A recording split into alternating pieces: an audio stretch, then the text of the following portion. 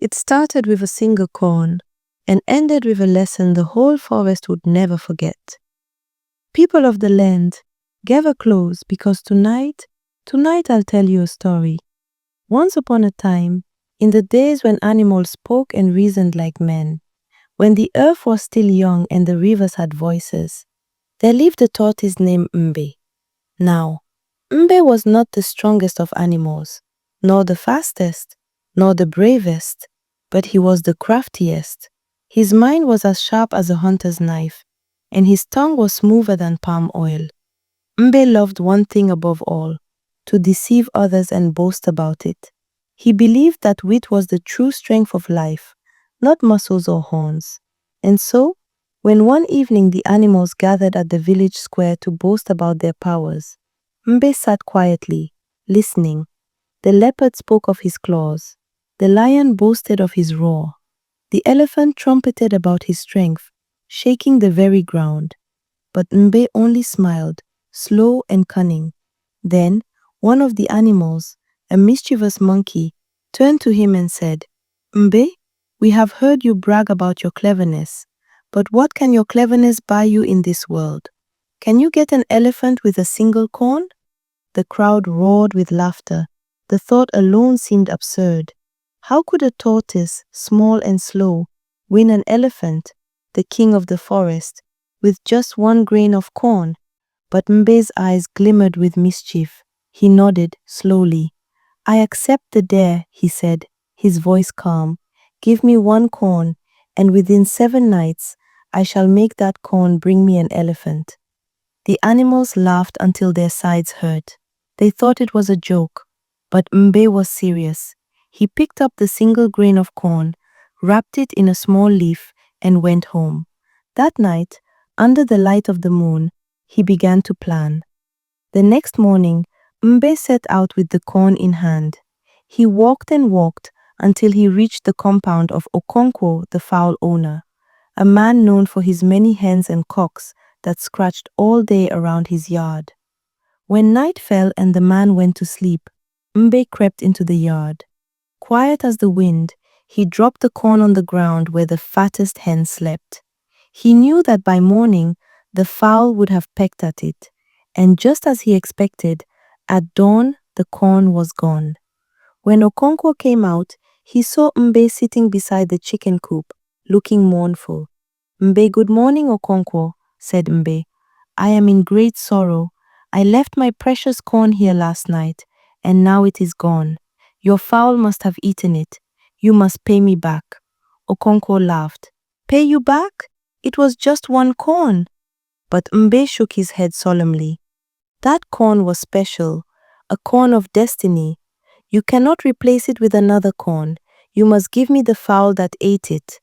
Okonkwo protested, but Mbe made such a noise that the villagers gathered. They begged him to calm down. They said, "It is just a fowl. Give it to him and let peace reign." And so, Mbe left that day with the fowl under his arm. He smiled as he walked away. "The game begins," he whispered. The next night, Mbe took the fowl to another compound, the home of Chika the goat owner. As the night deepened, Mbe quietly tied the fowl near the goat's pen. He knew what would happen. By dawn, the restless goat had trampled the fowl. In the morning, Mbe cried out so loudly that the whole neighborhood heard. "Ah, my fowl! My only fowl! The goat has killed my fowl!" Chika came running. "Mbe, why would you tie your fowl here?" But Mbe only wailed louder. "You must pay me! That fowl was precious to me. Since your goat killed it, you must give me your goat." The argument drew a crowd again, and just as before, the people urged Chika to settle it peacefully. After much grumbling, Chika gave Mbe a goat, and once more, Mbe walked away smiling. The following night, the cunning tortoise went to Ogbu the cow owner's compound. He tied the goat near the cow's pen and waited. Before dawn, the cow had kicked the goat dead. When morning came, Mbe screamed so loudly that Ogbu came running out. "My goat! My goat! Your cow has killed my goat!" Ogbu was angry, but Mbe would not let the matter rest. He went to the elders, cried before them, and claimed compensation. The elders sighed. "Let there be peace. Ogbu, give him a cow." And Ogbu, frustrated but powerless, gave Mbe one of his cows. Now Mbe had a cow, and his plan was only halfway done. For 3 nights he rested, eating yam and oil while plotting the final act of his trickery. On the 4th night, he took the cow and led it to the compound of Eze, the elephant owner, a man who had inherited a young elephant from his father, a rare and noble creature that drew visitors from far and wide. That night was dark and silent. Mbe tied the cow near the elephant's sleeping place and crept away. By dawn, the cow was no more. The mighty elephant had trampled it in the night. Mbe returned with a wail that could wake the ancestors. He rolled on the ground crying, "My cow, my beautiful cow! The elephant has killed it. Oh, what sin did I commit?" Eze came out, startled. "Mbe, what are you doing here?" Mbe pointed at the cow's carcass, shaking his head in grief. "Your elephant killed it. You must give me that elephant as payment." Eze's laughter shook the compound. "Are you mad, Tortoise? An elephant for a cow?" But Mbe gathered people again, cried before them, invoked the gods, and made such a scene that even the village head came out. The crowd murmured in pity. "Mbe has lost much," they said. "It began with a corn, then a fowl, then a goat, then a cow. Let the elephant owner pay him to end the matter." Eze, tired of the commotion, agreed at last. "Take the elephant, but do not come near my house again." And just like that, Mbe, who had started with a single grain of corn, walked away with an elephant. When he reached the village square, the animals and men gathered. The same monkey who had dared him fell silent. The lion blinked. The elephant's trumpet echoed across the fields as Mbe led it proudly through the dust. "Behold," cried Mbe, "I told you I would bring an elephant with a single corn. Now, who is the cleverest among us?" The animals cheered in awe and disbelief.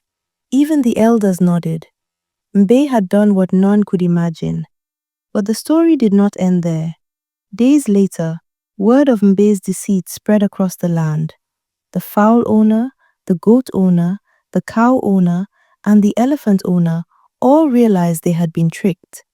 They gathered at the palace of the great king of the animals, the lion. The lion listened patiently, his eyes burning like fire. "Bring Mbe before me," he commanded. When Mbe arrived, he tried to smile, but the lion's gaze pierced through his shell. "You have cheated your brothers," said the lion. "You used deceit to gain what you did not earn." But Mbe was unrepentant. "Did I not use my mind, which Chukwu gave me? Should I be punished for being wise?" The lion roared so loudly that the earth trembled. "Wisdom without honesty is evil. You shall return what you have stolen." But Mbe only laughed. "Catch me if you can," he said.